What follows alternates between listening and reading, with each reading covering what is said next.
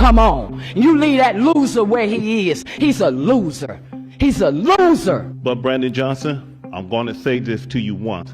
I'm not going to repeat myself again. If you don't stop this madness, not only we're going to come after your seat. Not a personal interest, but y'all do, and you can smirk all you want. Mr. Sims, direct your attention towards me, please. You a criminal, why do I got to address you? The feds need to address you, DOJ need to address you. Mayor Brian Johnson had a bad night on that city council meeting. I'm sure he was very excited. He was probably a little nervous. He had this big plan. He probably thought, you know what, I can pull this off. After all, he has the big ideas, he has the values. The problem is he had no support. What was supposed to be a chance to save the city's budget turned into an absolute dumpster fire of criticism, angry residents, and the unanimous rejection of his property tax plan. If political meetings were like high school talent shows, this ended in boos, tomatoes flying, and Brian Johnson being told to try again next year. Boo! Boo! Rubbish! Filth! Slime! Let's dive into how this all went down. Spoiler alert, it wasn't pretty. Before we get into the meeting itself, let's zoom out and talk about why Chicago is in such deep financial doo-doo. The city's money situation is like trying to balance on a three-legged chair that's also on fire. Chicago owes a mind-blowing $30 billion in pension payments to its retired city workers. That's 25% of the city's entire budget. That's crazy. Then Chicago's bridges and roads are basically held together with duct tape and prayers. Fixing them will cost billions. Police, fire departments, schools, you name it, all need more funding. But where's the money supposed to come from? Enter Mayor Brian Johnson, who inherited this situation when he took office, and he has a lot of big ideas. Unfortunately, ideas don't pay bills, and his solution, mostly tax increases, have made a lot of people angry. And also, there's a lot of allegations of corruption and favoritism. Critics have accused Johnson's administration of awarding contracts to firms with political connections, bypassing competitive bidding processes. This has raised questions about whether these decisions serve the public interest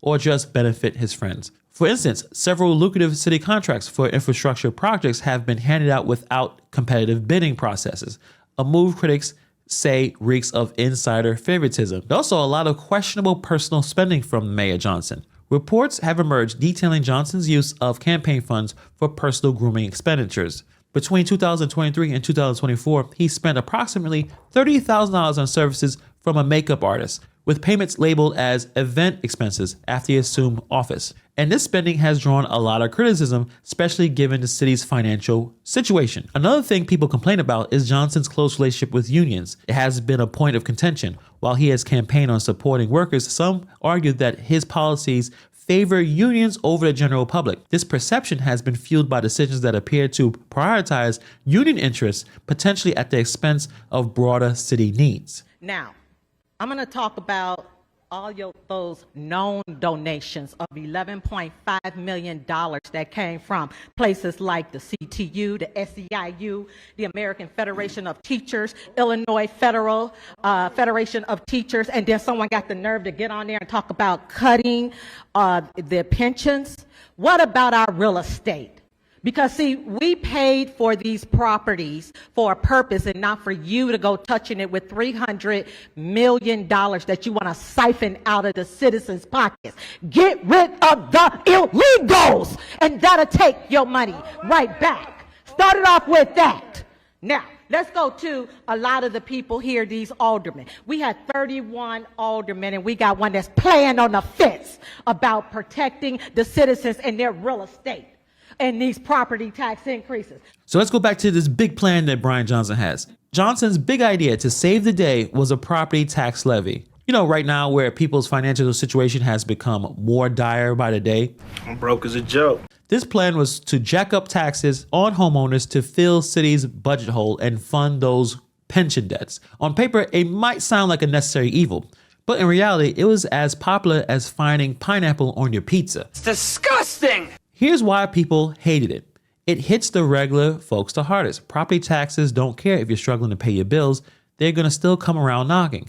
Critics say that the plan would be crushing working and middle-class families while the city's wealthiest would skate by thanks to tax loopholes and fancy accountants. Also, the residents were tired of hearing about new taxes without any real solutions to Chicago's money problems. Raising taxes doesn't magically fix bad spending habits or bloated budgets. And also, As we always like to talk about transparency, people weren't just mad about the tax itself, they were mad because Johnson hasn't been clear about where the money is going. Contracts handed out to connected companies, check. Union-friendly policies that some say benefit insiders more than the taxpayers, double check.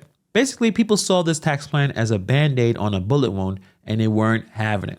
But the council meeting started like any other. It was a roll call, a few procedural motions, and everyone pretending that this was going to turn into a political gladiator match. Johnson took the floor, pitching his property tax levy as the responsible, forward-thinking solution that Chicago needed. What he probably didn't expect was the public comment turning into an open mic roast session. The residents were giving him the business. You have a moment to settle a score or divide the people or just get to the bottom of it. But you, Brandon Johnson, have ignored every plea, call, cry that I or any individual have come in this room and made. I called about my child, 23D79597. Yasuke Roosevelt Sims told you about the attack that's been taking place. I came in here and told you that I'm homeless. My HMIS number is 355061. I came in here, but I came in here because I wanted my life back. And lo and behold, wow, the answers that I've gotten. But you, sir, said also the other day that the presidency or Trump disrupts black Americans. It doesn't. You disrupt black Americans. Your workforce development scheme with Michael David Rodriguez, your immigration scheme with Vasquez, and your housing scheme with Cjo Lopez. You a criminal. Look, y'all can bird dog me all y'all want, but if it's relationship over duty, then y'all don't serve the blue, and y'all don't pledge the oath. Y'all pledge to serve us, not Cotton Zara, not a personal interest, but y'all do. And you can smirk all you want. Mr. Sims, direct your attention towards me, please. You're a criminal. Why do I got to address you? The feds need to address you. DOJ need to address you, and hopefully Donald Trump will address you. Because you're going to protect the undocumented while you're going to allow for the citizens in Chicago to suffer under your, 33%? You and Cjo Lopez cooked that 3% up a long time ago. This part of the meeting was a masterpiece of the public anger and frustration. Residents were lined up to take the microphone and each one sound more fed up than the last. The pension obligations are destroying the city and squeezing people out of the city, and yet nothing has changed. Chicago's pension debt has soared by over $2 billion in the last year. 1 week ago, the mayor tweeted that the budget we unveiled today is furthering our investment towards a better, stronger, and safer Chicago. The plan to fill the budget shortfall included raising taxes on property owners after numerous attempts in the past that have all been shut down by voters, and cutting spend for police reform. Neither of these initiatives will result in a stronger and safer Chicago. The bond rating agency KRBA recently put Chicago's bond rating on watch downgrade, indicating it will be downgraded if the budget does not sufficiently address the structural deficit. The inability to support headcount reductions by the current mayor is lunacy. I myself was unfortunately a part of a reduction in force in October, which is why I'm here at 2 o'clock on a Thursday. It happens, and people will survive. It happens all the time in the private sector. Instead of making the difficult but absolutely necessary cuts to government spending, continues to push for tax hikes. Our infrastructure is a mess. The bridges are a disaster. The roads and traffic is a joke.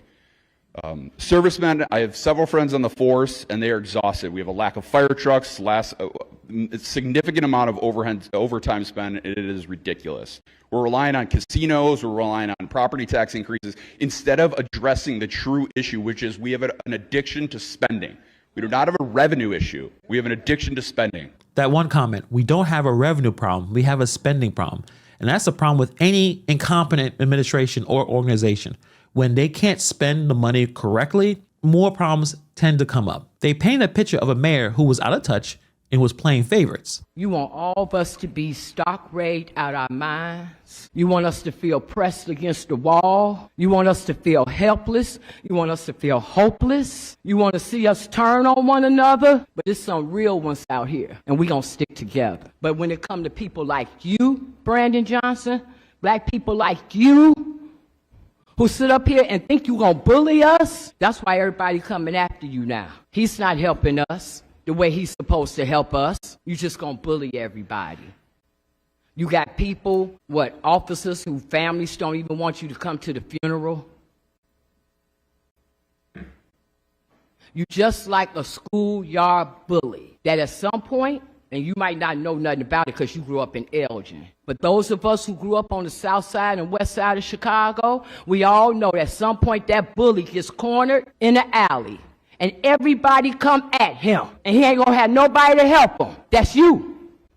That's you. Keep thinking you ain't gonna abide by what the President of the United States said. Everybody know better than that. I see you, Anna Valencia, in your red. Many of the residents also talked about the issue with immigration because Mayor Brian Johnson is looking to fight back Trump on dealing with the immigration issue. You're trying to push this socialist agenda in this capitalist society. In 2019, when you was had leadership with CTU, y'all did a little GoFundMe and went over to Venezuela because y'all already knew what y'all were going to do with bringing them all over here, right? So you're pushing this agenda with the illegal immigrants because y'all done stole all their money because you thought that after that $51 million that the feds gave you back then, that Biden was going to keep sending y'all money. But Brandon Johnson, I'm going to say this to you once. I'm not going to repeat myself again. If you don't stop this madness, not only we're going to come after your seat, but guess what? The worst news is Trump assigned Matt Gaetz as the AG. Once he come in after you, he going to sit up here and audit all this money that you've been spending on these illegals at the barbershop on the south side. Get rid of the illegals, and that'll take your money right back. Start it off with that. The vibe in the room was electric. If by electric you mean tense and furious. It wasn't about the tax anymore. It was about trust. People didn't believe Johnson had a real plan, and they were tired of footing the bill for what they saw as years of bad decisions. So after the public had their say, and they had to say a lot, it was time for the city council to vote on the property tax levy. Johnson needed their approval to make this plan a reality. Instead, what he got was a unanimous rejection. I will now call on those who have not cast their vote for a voice vote. Alderman LaSpada. No. LaSpada is a no. Alderman Curtis. No. Curtis is a no. Alderman Burnett. No. Burnett is a no. Alderman Irvin. Irvin, you can't abstain. Not in the rules. You have to take a vote. Alderman Irvin is no. Alderwoman Rodriguez Sanchez. No. Rodriguez Sanchez is a no. Alderman Villegas. No. Villegas is a no. The voting is now closed.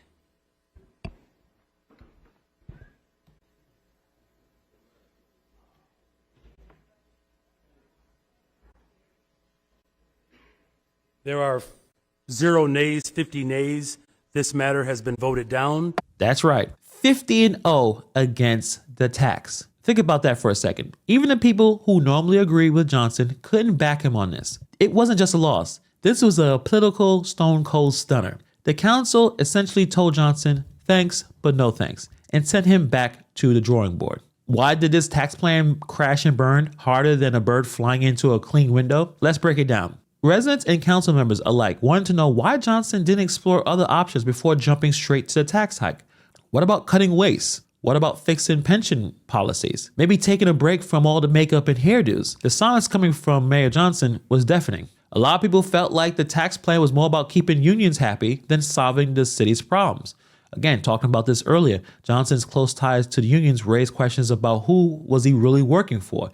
I'm sure those unions want those pensions to be paid out, and the easiest solution would be to raise taxes. But it's not just the unions that are hurting. Everyone is hurting. And another thing that we talk about on this channel all the time is the lack of transparency. There's a lack of it about the spending. It creates a perfect storm of suspicion. If people don't know where their money is going, they're not going to hand more of it willingly. So where does Johnson go from here? The meeting was an absolute disaster for Johnson. No two ways about it. His property tax levy, the centerpiece of his budget plan, was dead on arrival. Worse, it exposed cracks in his administration and a growing divide between his ideas and the reality of running a city as financially strapped as Chicago. Will he pivot to more pragmatic solutions, or will he just continue to double down on his progressive values? The rejection of that tax levy was a wake-up call. Johnson's running out of time to prove that he can handle the job, and this meeting might be remembered as the moment where everything started to unravel. If there's one lesson to learn from this fiasco, is ideas don't matter if people don't trust you to execute them.